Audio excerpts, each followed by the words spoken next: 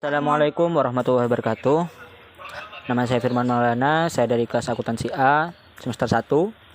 Pada kesempatan kali ini saya akan menjelaskan tentang pasar oligopoli. Langsung saja pada pengertiannya. Pasar oligopoli adalah pasar yang hanya memiliki beberapa produsen saja.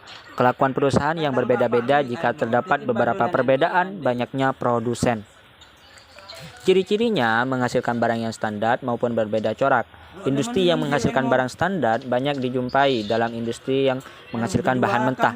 Sementara untuk barang yang berbeda corak umumnya menghasilkan barang jadi atau akhir.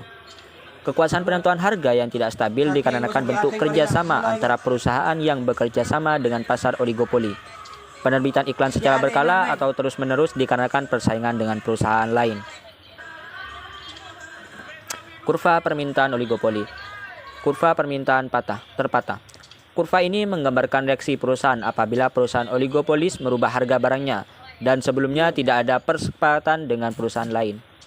Dapat dilihat di gambar 14.1 kurva permintaan dalam oligopoli. Selanjutnya adalah pemaksimuman keuntungan dalam perusahaan oligopoli.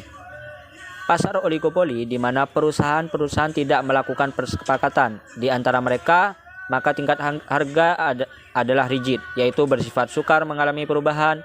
Ia cenderung tetap berada pada tingkat harga yang telah ditetapkan pada permulaannya. Selanjutnya, hambatan untuk memasuki pasar oligopoli. Yang pertama adalah skala ekonomi. Apabila perusahaan oligopolis menikmati skala ekonomi sehingga tingkat produksi yang sangat besar, ini berarti semakin banyak produksinya, maka semakin rendah biaya produksi yang dikeluarkan per unit. Biaya produksi yang berbeda. Pada umumnya, biaya produksi perusahaan lama lebih kecil daripada biaya produksi perusahaan baru. Terus yang ketiga adalah keistimewaan hasil produksi. Barang dari perusahaan lama kadang akan mempersulit perusahaan baru dikarenakan barang perusahaan lama sudah terkenal sejak dulu dan sering dipakai oleh konsumen. Kebaikan dan kelemahan pasar oligopoli. Kebaikan, efisiensi dalam penggunaan sumber daya. Perkembangan teknologi dan inovasi dinaikkan persaingan perusahaan untuk menggait para konsumen. Dan yang ketiga adalah keuntungan perusahaan yang telah melakukan persepakatan akan mengurangi persaingan antara perusahaan. Kelemahan, produsen baru sulit memasuki pasar dikarenakan biaya dalam produksi cenderung lebih besar daripada perusahaan lama.